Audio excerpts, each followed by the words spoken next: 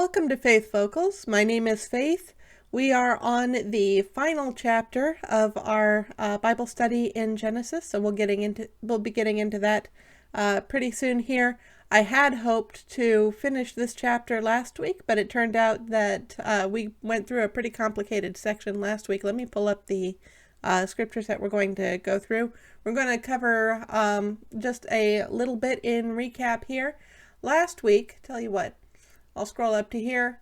It says, all these are the 12 tribes of Israel. These that it's referring to are the sons of Jacob. Jacob, also called Israel. If you've been following this series, you know that. If not, I'm not sure whether you know that Jacob and Israel are both the names of the same person. So these are his 12 sons that became the 12 tribes. Their descendants grew into the 12 tribes of Israel.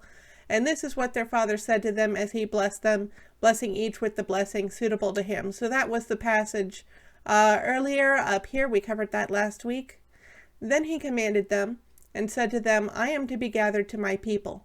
Bury me with my fathers in the cave that is in the field of Ephron the Hittite, in the cave that is in the field at Machpelah to the east of Mamre, in the land of Canaan, which Abraham bought with the field from Ephron the Hittite to possess as a burying place. And so earlier in the series, we saw the moment where Abraham negotiated to receive the field. There they buried Abraham and Sarah his wife. There they buried Isaac and Rebekah his wife. And there I buried Leah. The field and the cave that is in it were bought from the Hittites. When Jacob finished commanding his sons, he drew up his feet into the bed and breathed his last and was gathered to his people. So based on that verse, I'm guessing that these were Jacob's last words to his sons. He gave his sons their blessings, one blessing for each son, and then he instructed them on where to bury him. And I've got a cough. We're getting started pretty good right early on. Excuse me. I don't have a habit of editing yet, haven't picked up that skill. That would be something great for me to develop. So this is the chapter that I wanted to cover today, Genesis chapter 50. And it starts with, Then Joseph fell on his father's face and wept over him and kissed him. And as we know, Joseph has been separated from his family for many years. From the time that he was 17, Joseph had been sold by his brothers as a slave into Egypt. And they were not very good brothers to him. But God had blessed Joseph and arranged it so that Joseph is now the second most powerful man in Egypt. And God had given him a warning through the dreams that Pharaoh had, that there was going to be a 7 years of prosperity and then 7 years of famine that would totally consume all of the prosperity that had existed before. But because God had warned Joseph of this, and because Joseph was a good steward, that was his work when he was enslaved, then Joseph was able to prepare for the famine, was able to have the nation save a fifth of its prosperous crops, and then that fifth of the crops apparently was enough to sustain the nation through the 7 years of terrible famine. So Joseph was separated from his family until he was 39, and then he was reunited with his brothers and his father and brought them to Egypt to make sure that they'd be safe from the famine. So his father has been living in Egypt for about 17 years now. So let's see, 39 plus 17, that would be 56 that Joseph is now at this time. He's had some time with his father, but not nearly enough. He should have had his full life with his father, but now he's losing him for the last time. So you can imagine that he'd feel emotional over the passing of Israel. And Joseph commanded his servants, the physicians, to embalm his father. So the physicians embalmed Israel. 40 days were required for it, for that is how many are required for embalming. And the Egyptians wept for him 70 days. So it's interesting to me, thinking that Jacob would probably be a mummy. I don't know if everyone who is embalmed has a chance of existing to this day, of not decaying, or if only some mummies manage to survive to this day, as that we get to see what they looked like. But apparently Jacob received that same treatment. And when the days of weeping for him were past, Joseph spoke to the household of Pharaoh, saying, If now I have found favor in your eyes, please speak in the ears of Pharaoh, saying, My father made me swear, saying, I am about to die in my tomb that I hewed out for myself in the land of Canaan. There shall you bury me. Therefore let me please go up and bury my father, then I will return. And Pharaoh answered, Go up, and bury your father as he made you swear.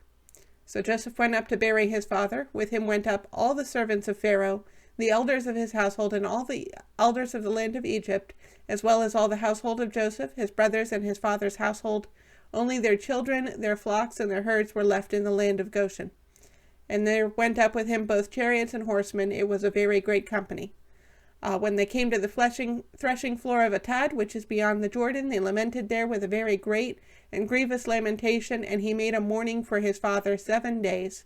When the inhabitants of the land, the Canaanites, saw the mourning on the threshing floor of Atad, they said, This is a grievous mourning by the Egyptians. Therefore the place was named Abel Mizraim. It is beyond the Jordan. Thus his sons did for him as he had commanded them, for his sons carried him into the land of Canaan and buried him in the cave of the field of Machpelah to the east of Mamre, which Abraham bought with the field from Ephron the Hittite to possess as a burying place. So for one thing, can you imagine, this passage says that Joseph took all the servants of Pharaoh, the elders of his household, all the elders of the land of Egypt, and also his brothers and their households, and took them to this mourning, burial where the mourning was for 7 days. Can you imagine being an onlooker from outside, being one of these Canaanites? And you see these Egyptians coming up with their chariots and their finery, all of the wealth of Egypt, coming to this place. I'm not sure exactly where the threshing floor of Atad is, but I imagine it must be pretty near to the location where that Abraham had purchased from the Hittites. So you see this whole entourage of Egyptian finery coming to the land, and they're making a great mourning. So definitely this field is getting its own name. This was a special occasion, and sometimes special occasions create names for these fields. Abel Mizraim means mourning of Egypt. I think we've seen the name Mizraim before when we were looking in Genesis chapter 10. I believe that section of the Bible is called the Table of Nations. Tell you what, let me go ahead and track that down. It's either Genesis chapter 10 or 11. So we'll type that in here. So we have the generations of the sons of Noah, Shem, Ham, and Japheth. So we're going to see the descendants of these 3 sons who survived the flood with Noah. And we have the sons of Japheth. I think we're looking for a son of Ham. Cush, Egypt, Put, and Canaan. And I want to check on this word, Egypt here. Yeah. So in our tool, I'm using blueletterbible.org or blb.org. Either one of those addresses should take you to this tool. I like it because you can pull up the original Hebrew words and look at what they meant according to the original Hebrew. Sometimes you can see connections there that you don't see with the English translation, and I would tend to trust the original Hebrew a little bit more. So we see this word Mizraim. We've seen that before. The field was named Abel Mizraim. And so definitely it was the Canaanites referring to Egypt when they called the field Mizraim. Mizraim was the son of Ham, who was the son of Noah, and would have been a brother to Canaan. So these 2 land masses of their descendants were neighboring land masses. Egypt is just south and a bit to the west of Canaan. It would have been connected at a border. And we can head back to our original passage here. It's important that Jacob got buried in Canaan. It makes sense that he'd want to be buried in Canaan, because we have this promise that God gave to Abraham, and it's been passed down through Abraham's son all the way to Jacob. God had told Abraham, go to the land of Canaan. That was where God wanted Abraham, and so Abraham obeyed God. And God told Abraham, I'm going to give you a son, and he will become a great nation, and your descendants will own this land. And so Abraham didn't really own the land himself. He was a nomad in the land. He had to buy the burial plot that he and his descendants used from the Hittites. So it wasn't like he could just command a burial plot because he owned the land. He had to purchase this for himself. We don't see him conquering land for himself. He exists as a nomad within the land. And his son Isaac seems pretty similar to that. I think he did settle in a city. He developed some farmland, and then he had some trouble with his neighbors. They grew jealous of his wells, and so he had to move. And so I'm not sure how nomadic Isaac was, but he didn't seem to have command of the land personally either. He was more he wasn't a landowner necessarily. He would be more nomadic like his father Abraham. And then Jacob was the next in line, and Jacob had a conflict with his brother, and so he had to move to Padan Aram, where Abraham originally came from, and stayed there for about 20 years. And then finally he came back to the land of Canaan, and it strikes me that he's been sort of nomadic too. Maybe he's been living, it slips me whether he's been living at Bethel, which was a key location for him where he committed himself to God, or whether he's been living in Beersheba, which is kind of the region that Abraham and Isaac tended to live. We see his sons going up to Shechem again when they wanted to feed their sheep. That would have been a easier trip to make from Bethel than from Beersheba, but we don't. They're kind of settled in Canaan, but we don't see them owning the whole of Canaan. Now, Jacob did make a comment to Joseph. We'll go back a couple chapters here, and I think it's at the bottom of this chapter. Okay, so he says, moreover, I have given to you, rather than to your brothers, one mountain slope that I took from the hand of the Amorites with my sword and with my bow. So apparently, another way you could interpret this is one portion of the land. Sounds suspiciously like the city of Shechem, which is a city that's in Jacob's history, but the Bible doesn't tell us that Jacob took Shechem with his sword and bow. It tells us that his sons basically raided the city, put all the men to death because they were angry that the prince of the city had raped their sister, and then they took the women and children. So that would have devastated the real city of Shechem. But I'm considering, personally, I'm not an expert here, but I'm thinking that the fact that this looks so much like the word Shechem is a coincidence, because the Bible doesn't tell us that Jacob was involved in the devastation of Shechem. It tells us that his sons did that. So apparently Jacob had a conflict with the Amorites and was able to claim a mountain slope from them. And the Bible doesn't tell us that story directly. We just have this story from Jacob's mouth.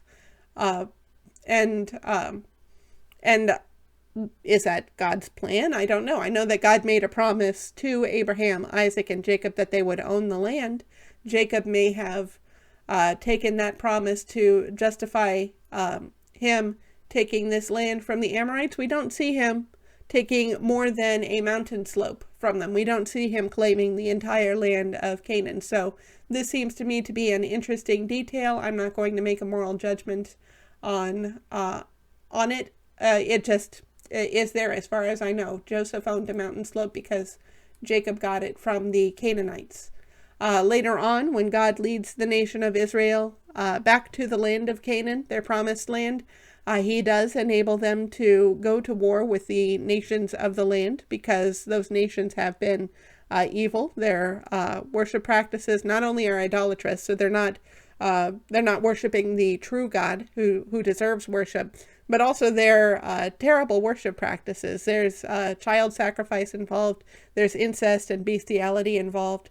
So God was ready to wipe out these nations in this land that he had promised to Abraham, Isaac, and Jacob. And it reminds me, I believe it's Genesis 17. We'll see if I have to wander far on this rabbit trail. God is making a promise to Abraham about this land that Abraham will receive, probably in chapter 15, actually. And he tells Abraham what will happen to his descendants in the future. He says, "Know for certain that your offspring will be sojourners in a land that is not theirs." And we now see them in the land of Egypt. They're going to stay there for a number of generations and will be servants there, and they will be afflicted for 400 years. And in the beginning of Exodus, we see that the nation of Israel in Egypt became slaves because a new Pharaoh rose up who did not know Joseph, and he saw the prosperity of the Israelites, how much they had reproduced, how they had multiplied, and he considered them a threat. He said, "They're going to take us over. We need to do something about this," and so he had them enslaved. And God says, "But I will bring judgment on the nation that they serve, and afterward they shall come out with great possessions.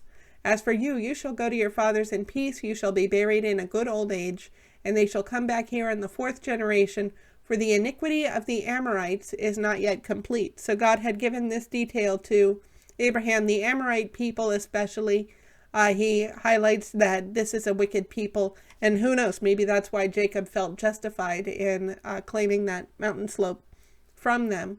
But the iniquity of the Amorites had not grown to full measure just yet. And by the time that Israel came out of Egypt and was returning to their land, it had. And God did justify their claiming that land and driving out the people that God had designated for Israel to drive out. I know of 7 nations that God specifically said, "You're not to make peace with these nations, you're to drive them out." And I think Israel, based on the Bible, especially the book of Judges, I think Israel did an imperfect job of that, and so Israel wound up being swept up in the idolatry of those nations over Israel's history. But they would have been justified to make a full sweep of the land of Canaan if they had been committed to what God had said. As for whether Jacob was justified taking this mountain slope from the Amorites, I can only guess. So the Bible makes no comment on that as far as I can tell. Let's see. So we're in Genesis 17. I want to be in Genesis 50. We have this mourning. So Jacob wants to be buried in Canaan because God has promised Canaan to his ancestor, Abraham, to his grandfather, to Isaac, and to himself, to his descendants. So this is where they're to be established. This is home. And being in Egypt, he's not home now, for good reason, because there's a terrible famine. But he wants to be established. He wants to be part of the legacy that will be going to his descendants. Thus his sons did for him as he had commanded them. For his sons carried him to the land of Canaan, and buried him in the cave of the field at Machpelah to the east of Mamre, which Abraham bought with the field from Ephron the Hittite to possess as a burying place. After he had buried his father, Joseph returned to Egypt with his brothers and all who had gone up with him to bury his father. Now, it crosses my mind. The thought in my head immediately is, of course they went back to Egypt because there was a famine. Except by this point, it's 17 years after the famine, so the famine had ended 12 years ago. And there would not have been that famine, but of course Joseph and his brothers are established in Egypt. So they probably would have difficulty moving back into the land. I'm sure they had good reason to, especially Joseph. He's the second in command of Egypt. I don't imagine you can get away from that situation and just move and become a nomad. The nation needs you at that point. The brothers probably had a good situation there with Joseph, and so their families would have been established. And this, of course, was part of the prophecy that God had made, that the descendants of Abraham would be a servant class in a strange land that was not theirs. When Joseph's brothers saw that their father was dead, they said, "It may be that Joseph will hate us and pay us back for all the evil that we did to him," which is kind of their MO, right? Because when Prince Shechem raped their sister Dinah, and then he said, "You know what? I actually like her. I'd like to marry her. Can we make amends? Can we make an agreement? We'll trade with you. You'll trade with us. We'll give our daughters to you. You'll give our daughters to us. We can be one big happy family." The brothers took, especially Simeon and Levi, took the opportunity to say, we can't make those agreements with you unless you abide by the covenant that God made with our father Abraham. All males need to be circumcised. Otherwise, we cannot agree to this arrangement. And Shechem and his father Hamor, the king of the city, they thought, well, we're going to get good economic value from this arrangement, so we'll go ahead and make this agreement. And while the men of the city were weak because they were recovering from their circumcision, that's when Simeon and Levi went through and killed every man of the city for the crime of one man, for Shechem. So these brothers are very vindictive. And then Joseph, he probably would have been a youngster at the time of the sacking of Shechem, but he eventually grew up, was 17 years old, and was kind of annoying to his brothers because it was clear that Jacob loved Joseph more than all the rest of them. And Joseph also gave a poor report about some of his brothers. Apparently they were not doing a good job shepherding the sheep or something, and Joseph tattled on them. And then Joseph started having these dreams that implied that Joseph was going to be king over his brothers. He had a dream where his sheaf of wheat stood up straight and their sheaves of wheat all bowed down to it. He had a dream where the sun, moon, and 11 stars bowed down to him. And so the whole family was basically annoyed with Joseph in that case. And so the brothers responded to this annoyance by selling him off as a slave to Egypt. So you can see these brothers tend to be pretty vindictive when some slight happens to them. And I'm not saying that Dinah, what happened to her, was a slight, but they definitely blew it out of proportion, killing every man of the city for the crime of one. But when something happens to them, they are truly vindictive. They truly take vengeance for the wrong that is done to them. So they're thinking, surely Joseph is going to be the same. So they sent a message to Joseph saying, "Your father gave this command before he died." We don't see that the father gave a command. They may have made this up, or maybe it was a true thing.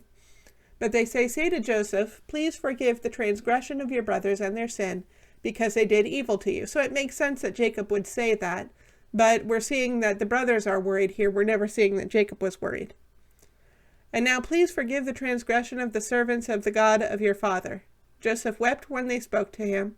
His brothers also came and fell down before him and said, "Behold, we are your servants." So they're trying to get ahead of him. If he's going to take vengeance, let's at least kind of set our own punishment. We'll beg him for mercy.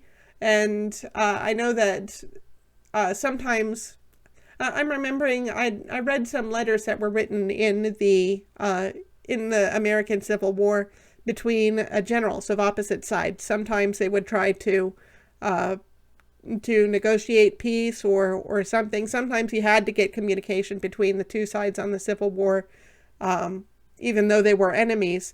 And I thought it was interesting at the time I read these letters in school. I was in high school. the generals would sign their letters, "Your servant," and then their name. And I'm going, you don't want to be a servant to the enemy. Why are you saying that? But clearly it was a sign of respect, and they didn't truly mean, I would serve you, I would do what you say. And so it makes me wonder, okay, is this literal? Are the brothers, I feel like given this case, given that the brothers are concerned about what Joseph is going to do to them, that it is literal. I get that feeling because they sold Joseph off to slavery in Egypt. The least they can offer is to become slaves to Joseph. And that may be preferable than whatever overblown vengeance he might be planning, which would be in line with the kind of vengeance that they tend to exact. So they also came and fell down before him and said, "Behold, we are your servants." But Joseph said to them, "Do not fear, for am I in the place of God? As for you, you meant evil against me, but God meant it for good, to bring it about that many people should be kept alive as they are today." And I always check these footnotes, or numerous people. So the nations, the surrounding nations around Egypt, were all coming to Egypt to get grain for the famine so that they could survive the famine. That was how Joseph's brothers came to him from Canaan. They were getting grain to feed them and their families out of the famine. So the fact that he had been sold into slavery in Egypt meant that nations were being kept alive. "So do not fear, I will provide for you and your little ones." Thus he comforted them and spoke kindly to them. And thus Joseph seems like a better man than his brothers would have tended to be. So Joseph remained in Egypt, he and his father's house. Joseph lived 110 years. We saw that when Jacob came into the land of Egypt, he had a conversation with Pharaoh. Pharaoh asked him how old he was, and he said, I'm 130 years, and I've had a short and hard life. And certainly looking back at Jacob and his ancestors, Abraham and Isaac, his grandfather and father, Abraham lived to be 175 years. Isaac lived to be 180 years. So when Jacob was speaking to Pharaoh, he was 50 years younger at 130 years, and then he lived 17 years more. So he died when he was 147. Joseph, I imagine, overall has not had a terrible life. He's had, let's see, from 15 to 39 would have been, well, no, we'll say from 17 to 30. That's what I meant. 17 to 30, he had 13 years that he was in slavery. So those would have been hard years. But then he was second in command over Egypt, and shortly after that, he got reunited with his family. So I would think that for the majority of Joseph's life, he's had it pretty good. And yet he's living only for 110 years. So I'm not so sure that the length of years has to do with how hard the person's life is. I think this is an effect of sin on humanity. When Adam and Eve sinned, that started a decaying process in the human genome, in the human race. Adam and Eve, well, we know Adam lived to be 930 years. And the oldest living human that we know of is Methuselah, who lived to be 969 years. And then the flood occurred, the global flood that's spoken of in Genesis 6 through 9. And people started to have declining ages. By the time that Abraham was alive, people were living to be about in their 200s. And Abraham only lived to be 175. So he would consider his age to be short compared to that of his ancestors. Now we're looking at Joseph, and he's not even attaining the 175 years that Abraham had, or the 180 that Isaac had. So I think this is a sign that sin is still having a negative effect on the longevity of humanity. Seems like we've kind of stabilized now. In the Bible, there's a comment, I think, in the book of Psalms that says that people live to be about 70, or if they're strong, 80. So there seems to have been a stable line from that point. That's about what we live now. Maybe we'll live 90. If we're really strong, we'll live to be 100, but we don't always get to 90 either. I kind of expect if you're from 60 to 100, that's old age, and God could be expected to take you at any time at that point due to old age nowadays. So we've done really well with our medicine where we can extend life beyond that 80 years that the Bible speaks of, but not always. But definitely there were periods where it was hard for people to survive into what we would consider old age. They may have died a lot earlier during harder periods where medicine was not available. Joseph is living in Egypt, which is renowned for its medical knowledge. I expect that we've advanced pretty far from there, but the fact that they had their embalming, that their mummies have lasted for so long for us to discover nowadays is definitely a testament to what they understood about the human body. And Joseph saw Ephraim's children of the third generation. The children also of Machir, the son of Manasseh, were counted as Joseph's own. Or the phrase Hebrew, were born on Joseph's knees. This is like, it reminds me of when you had a woman who wasn't bearing children, and in their culture, they thought it was fine for the husband to have intercourse with the woman's handmaid. And the phrase was, the saying was that the woman who was barren, that the handmaid's child would be born on that woman's knees. And I don't believe that was necessarily what literally happened, unless the wife was helping with the delivery process. But the idea carried there was that the child born to the handmaid would actually be counted as the barren wife's own child. The barren wife would claim motherhood of that child, and that child would be the father's child in the name of the barren wife instead of the handmaid that was born. I think based on what we see in the Bible, it's pretty clear God intends for sexual relations to only be for a man and his wife, not for anyone in between. Got a little fly flying about here. So I think this is a aspect of the culture of the time that would not have been pleasing to God, but is recorded for us in Scripture. We're seeing Joseph appears to be practicing what Jacob did.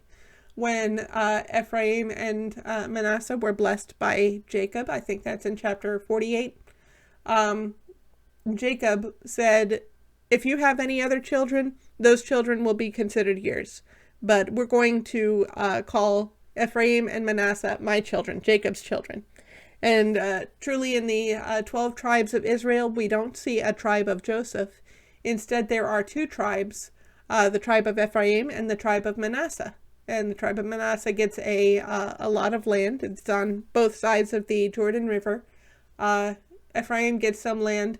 And so there's no tribe of Joseph. And then the other tribe that got displaced to make room for Ephraim and Manasseh was the tribe of Levi.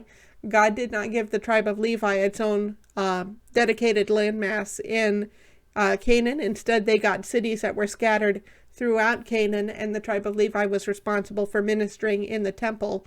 God explains that the tribe of Levi is his inheritance. He is their inheritance. So they don't get an inheritance tribal land in Israel. Their inheritance is the service of the temple.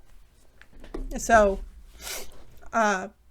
we see Joseph doing something similar here, where the children of Machir, the son of Manasseh, are counted as Joseph. So I'm trying to fight off a sneeze here.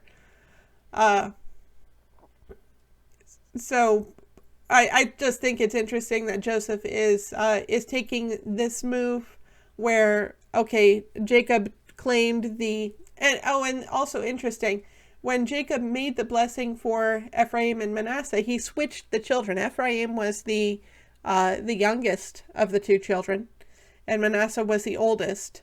But Jacob, when he made the blessing, he switched his hands. He put his right hand on the youngest child's head, and he put his left hand on the oldest child's head. And so Joseph was not happy with that, because the stronger blessing, the blessing of the right hand, should go to the older child. But Jacob was the younger son in his family, and God had prophesied that God would elevate Jacob over the older son Esau, which is what we see happened. And so Jacob it seems, was passing this kind of blessing on to Ephraim. Ephraim, he was blessing more than Manasseh. He was blessing with the firstborn's blessing. Joseph, I guess, is still fond of Manasseh, still recognizes Manasseh as the firstborn, because it's Manasseh's children that Joseph is claiming as his own.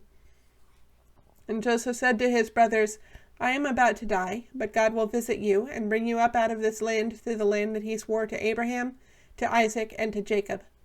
Then Joseph made the sons of Israel swear, saying, God will surely visit you, and you shall carry up my bones from here. So Joseph died, being 110 years old. They embalmed him, and he was put in a coffin in Egypt. So he also got the mummy treatment, and was put in a coffin in Egypt, not buried though, because the Israelites were to bring him into the land of Israel. And we see in the book of Exodus, it talks about when the nation of Israel was freed from their slavery in Egypt, they took the body of Joseph with them to be buried in Israel. And when they finally arrive in Israel, I believe it's mentioned in the book of Joshua that they buried Joseph in the land of Israel. What used to be Canaan is now the land of Israel. So this has been a shorter session. We haven't had that much material to go through. We are now at the end of Genesis. The next chapter here is Exodus. I'm debating whether I want to go to extend the video. I think I will not, because one of the things I would like to work on this channel is shortening the content. As we've been going through the study in Genesis, then it has lent itself to larger sections of content. So these videos tend to run for about an hour. I would like to see what happens if the videos are shorter. So I'll be working on that in the future. Next time will be, since we won't be doing the Bible study, I wanted to talk a bit about what my plans are for this channel, how I hope to proceed.